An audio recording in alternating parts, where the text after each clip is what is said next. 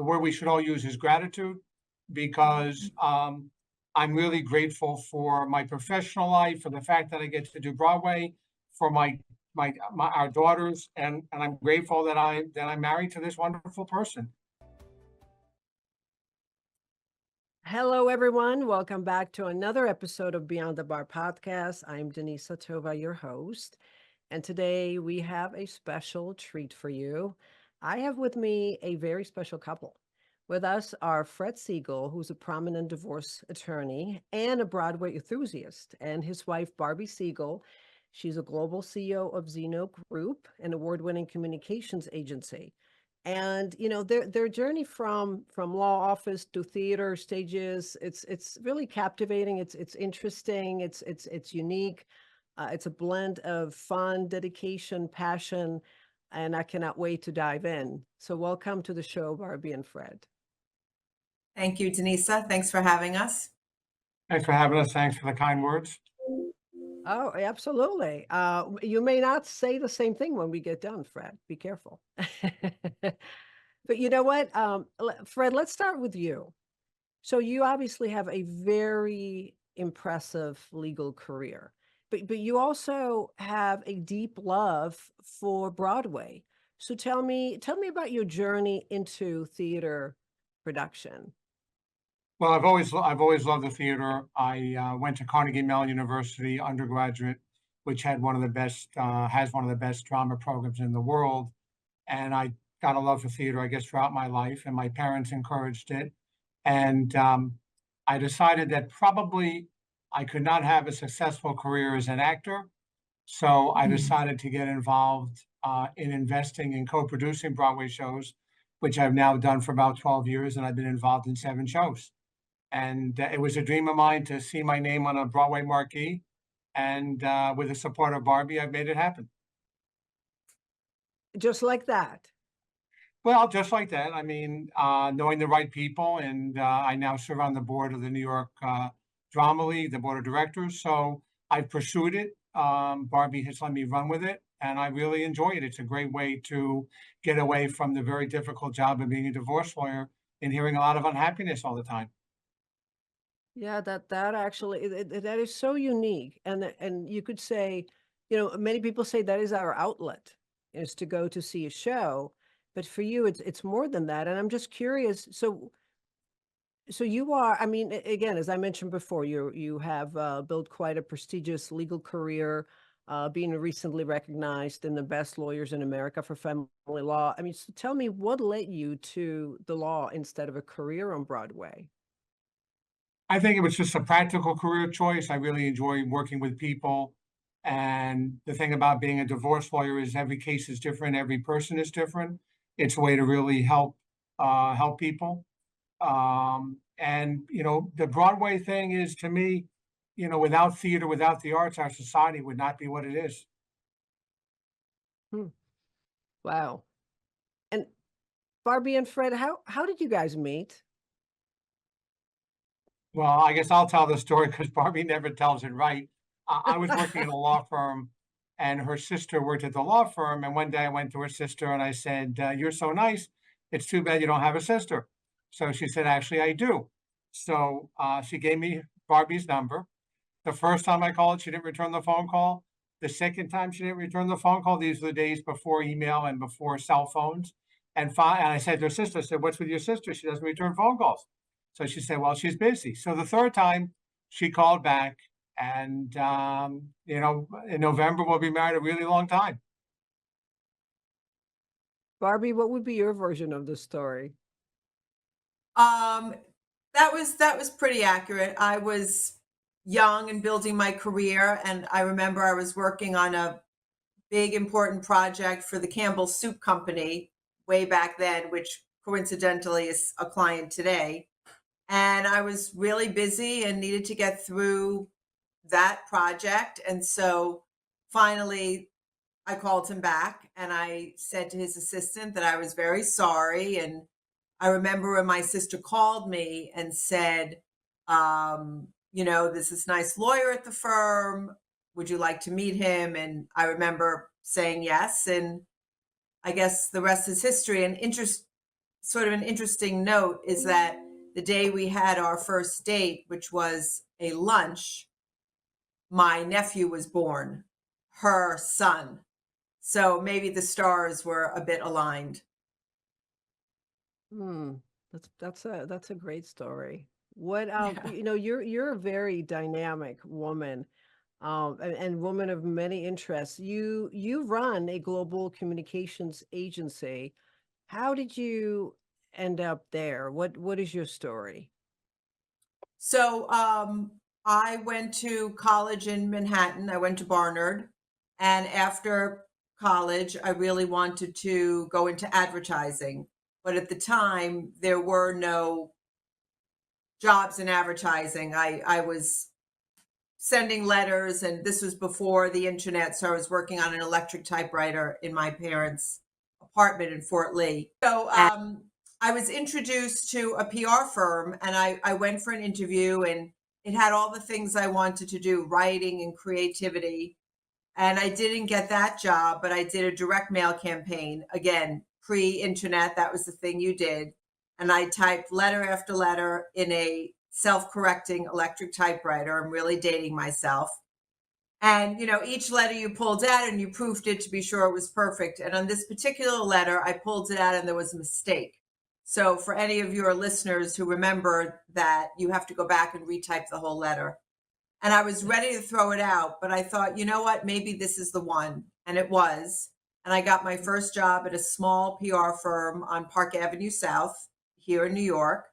And I loved it. I loved working with clients. I loved the writing, coming up with ideas. And my career progressed. I worked after that, I stayed there 7 years. And then I went to Edelman, which is today the world's largest PR firm. And I immediately connected with Richard Edelman, and I stayed there for about 11 years. And then I had an opportunity to do something different for another firm. And I decided to see if I could do it and spread my wings. And I stayed there for 8 years. And then Richard called, and this is now 15 years ago this summer, and asked if I would come be the CEO of Zeno, which when I arrived was 55 people. Today we're 750. And asked me Wow. if I would make it a proper agency. And nobody had ever asked me to be a CEO. And I'd always loved Richard, and I knew what a build was because I had done it in the prior role. And of course, Fred was very supportive, as he has been throughout our marriage and my career. And November will be 15 years that I'm leading Zeno, and it's been an incredible journey, a great team, and just goes to show that hard work and not letting yourself settle for anything less than exactly what you want does work. I can only imagine, even in the last couple of years, with the emergence of social media, now the talk of AI, not talk, and emergence of AI. Um, what if you had known, then 15 years ago what you know now, would you had made any decisions differently? No, I mean, I think what you're getting at and what is important is that communications has changed so dramatically over the last decades and even the last 5 to 10 years. It used to be much more publicity and press releases. And now, I mean, look at this podcast we're on. Now we really are in the business of helping clients. And, we represent the world's biggest, most important companies with their reputation internally and externally. And increasingly, we've been very busy these last several years helping clients navigate really tough societal challenges, business challenges. And what we say in communications is that we really are at the table now in the C-suite, guiding clients on the decisions they make and the ways in which they will communicate to protect and build their reputation. So I started off saying I really wanted to be in advertising, but I'm so glad I'm on this path because the advertising agencies now want to be like us because we are the architects of corporate reputation that can't be bought. You have to earn that. So I'm so grateful that I said, first, I'm so grateful that Richard asked me and would entrust me with this firm that is a sister agency to Edelman and was started by his dad, Dan, who wanted a second agency. So I'm grateful that Richard entrusted me like a family member to carry this agency forward. And I don't think I would do anything differently. It's exactly what I want to be doing now and going forward. What about you, Fred? There is an ongoing debate among the younger generation of attorneys and the I should say more mature generation of attorneys whether you should be showing up in person, what you should be able to do virtually. Should you have a hybrid, do a little bit of both? How are you handling it in your firm in terms of meeting with clients and also your expectation for your younger associates in terms of connecting, networking? How do you think about that? Well, I still think that in person is the best way to do it. And we were back in our office in June of 2020, albeit with masks and lines on the floor to stay away from each other. Um, so I so we've been doing it for a long time.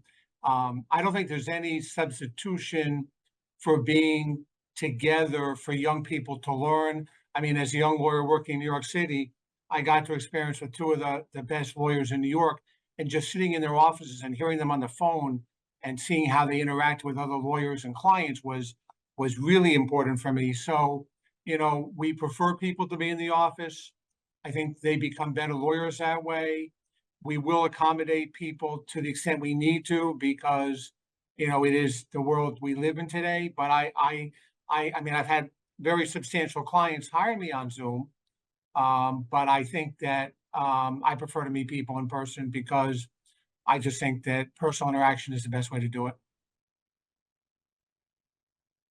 It sounds to me like it's important to be flexible, and respond, to the changing environment. And I think personally, if you do not, you'll be sort of left behind. But at the same time, you just can't replace. And that's my opinion.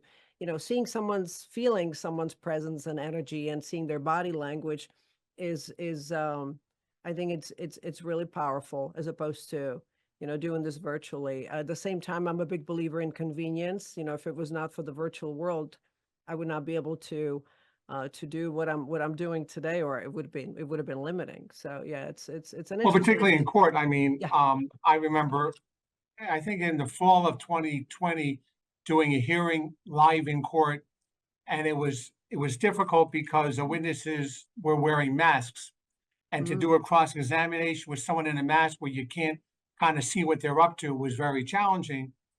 Virtual hearings, again, you have the same, um, I think a good cross-examination, for example, you have to be in their face, and you can't really be in somebody's face when you're on a screen. that's interesting. Yeah.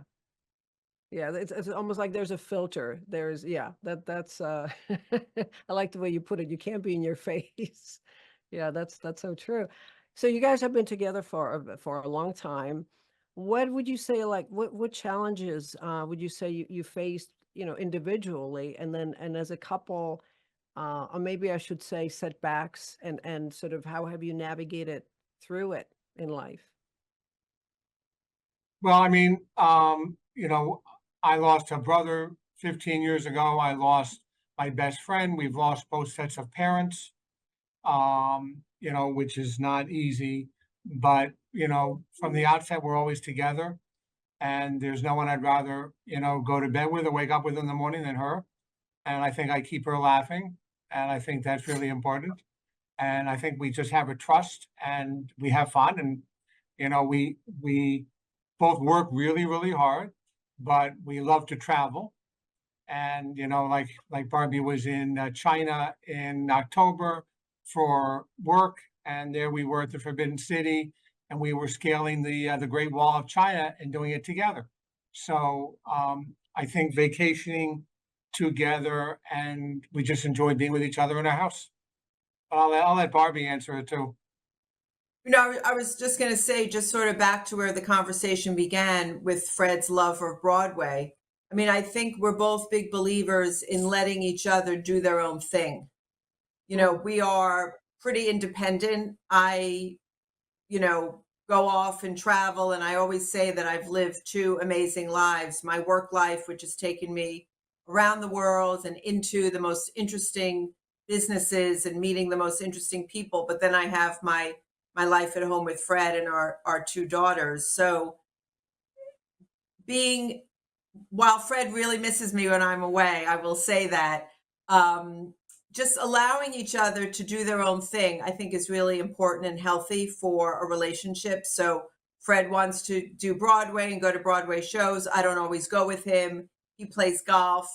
I'm happy for him to go and do those things. And I, in turn, I had a phase in my life where I was running half marathons, and I went off and did that alone. So I think that is part of the secret to our success. And of course, spending time together.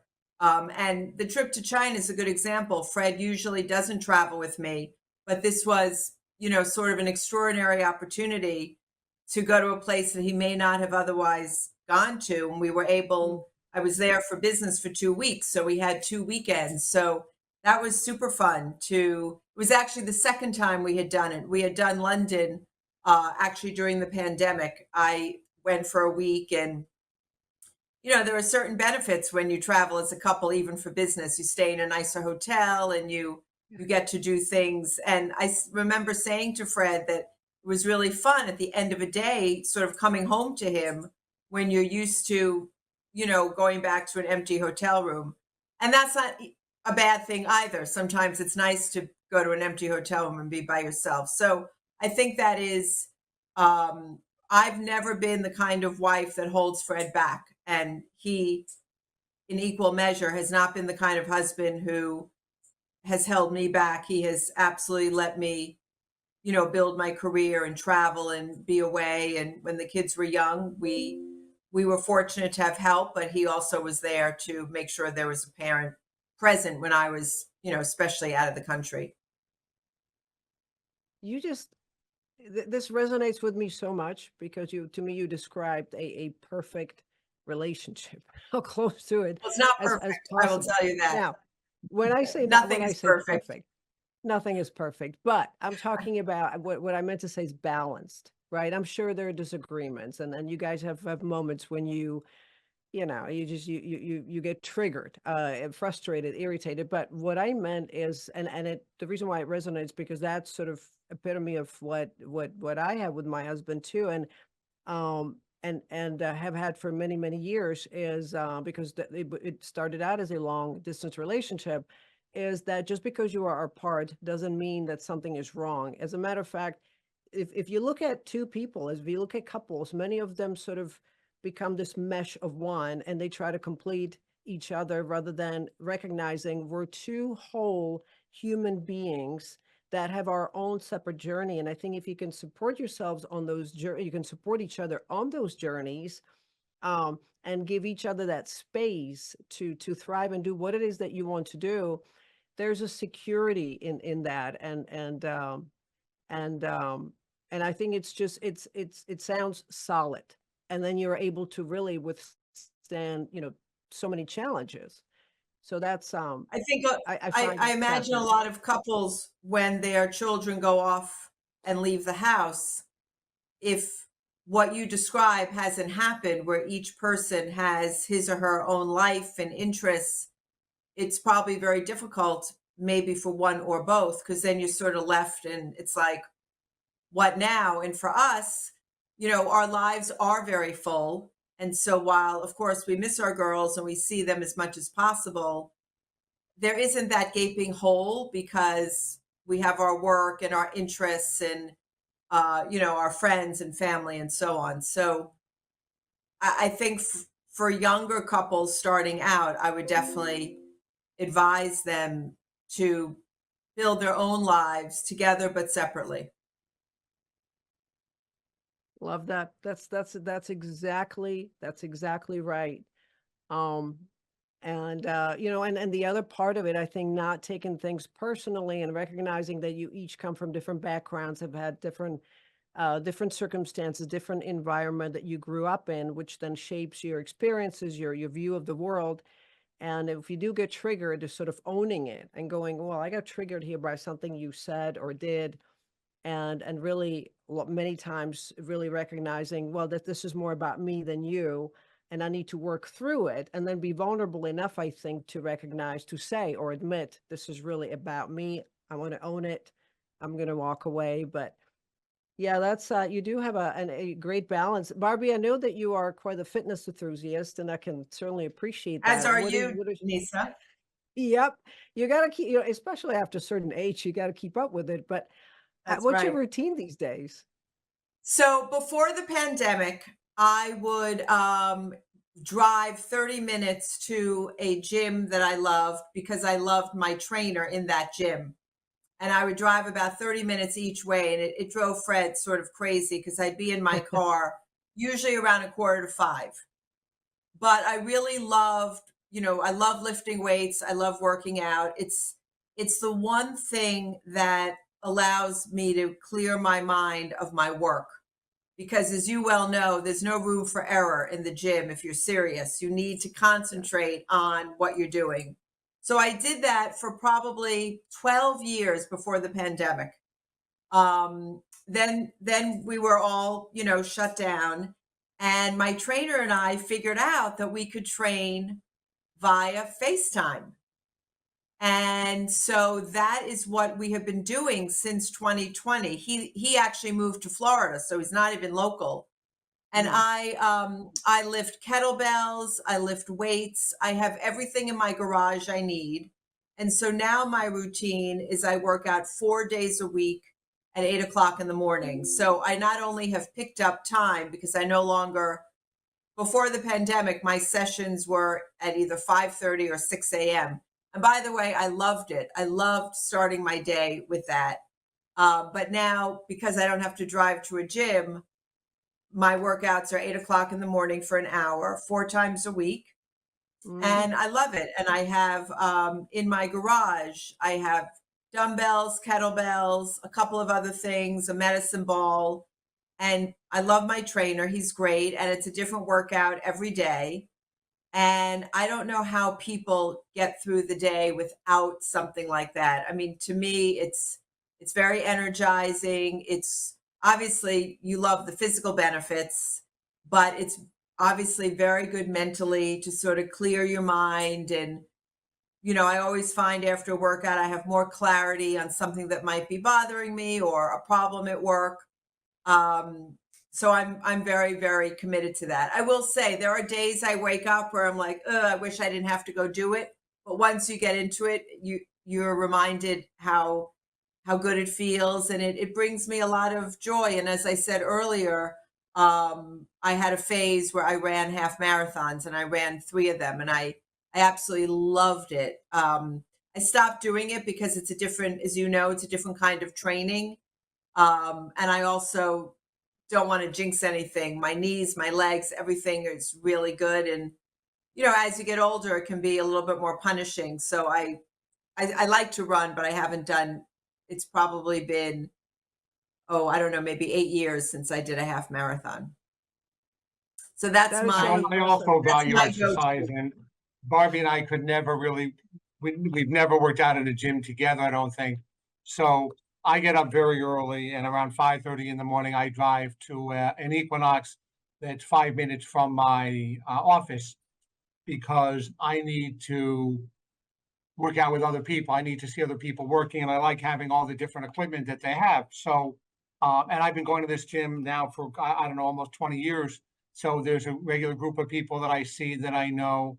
And what I like about it is it's my time during the day. I don't get any interruptions. I don't have people demanding my time. It's Fred time, and it does clear my head. And I feel like I'm really doing something that's helpful. And if, I work really hard to, do some Pilates and I do, training sometimes. So to me, it's mentally, I don't see how you can't do it. And if I don't do something every day, I don't feel good. And I'm in the gym pretty much every day unless I'm playing golf. That's amazing. No, I love it, and I can hear it, and I think that's why you guys are so successful, outside of your personal lives. Also, I believe it fills you up with endorphins, like you said, having a Yeah. mental clarity, energy to do stuff, looking at situations, problem solving. You deal with people with who are emotionally sort of laden their situations, high expectations, and to be able to take care of yourself. To me, it's not a luxury. It has never been a luxury. And I love hearing that. I love hearing that. You look great. And this is really great to hear. You set a great example. Um, I have a last question here. Fred, if you were to write, and you may be working on it right now, for what I know, but if you were to write sort of a play of a lifetime, what Oh, would that be about? I love that A question. play of a lifetime, meaning my life or, Just, a work basically that you pour all into it, and it would be not necessarily about your life, but just what would that be about? well, What I think I have in my mind a great movie or something about marriage and divorce and all that. Because what's interesting is that it never ceases to amaze me that people who can be as intimate as to have two, three, four children cannot be in the same room and have a normal conversation. So, you really do see the worst of people. The exception are people who do it nicely, but a lot of people don't. And the way they treat each other when they're getting divorced is extremely tough. And again, it makes me more appreciative of the life that I have when I come home every night. That I mean, the one thing I think that we're pretty much in agreement with, for the most part, we don't talk about our work when we come home. Mm. Um, Barbie doesn't really want to go into it because she's worked all day. I don't really want to go into it. We, Well, I mean, both of our work occasionally is we difficult. share, occasionally we'll share certain stories that might be, especially important, Mm. but we don't recount our days. I guess some couples do. I don't know, Denise, what you do, but I cannot sit down for dinner and tell Fred everything that happened because then I'm reliving the day. But I might, from time to time, there might be a certain project that Fred knows about and we'll talk about. And same for him. We certainly seek each other's advice about stuff, but Mm. I guess, if I was to say the one word that I don't think any of us think about enough, and I think the one thing that we can all probably, the word we should all use is gratitude, because I'm really grateful for my professional life, for the fact that I get to do Broadway, for our daughters, and I'm grateful that I'm married to this wonderful person. And Oh, we'll occasionally have a disagreement, but over a long time, I think we're both really grateful, and we both feel really fortunate. And in today's world, that's something to be celebrated. Wow, I have goosebumps. Again, the beauty of this, that this is not pre-rehearsed. This is real feelings, real conversations, and we could do segments on relationships, healthy communications. It's like people forgotten to communicate, and there's just this fear. So I am determined to keep this going. But guys, it's been a real joy to dive into your world of just so many things: law, travel, communications, theater, parenting, and wow, we'll definitely we have did you cover back. a lot Thank and you it so went much. so fast. I know. I know, but thank you. Really appreciate you sharing yourselves with us today. Well, thank you. Thank Thank you. you for having us. And to our viewers and listeners, to know more about Barbie Siegel and Fred Siegel and how to get in touch with them, you can click on their respective bio links below. Do not forget to hit subscribe on your YouTube channel, Beyond the Bar Podcast. Follow us on all social media platforms with links below. And until next time, stay curious and inspired.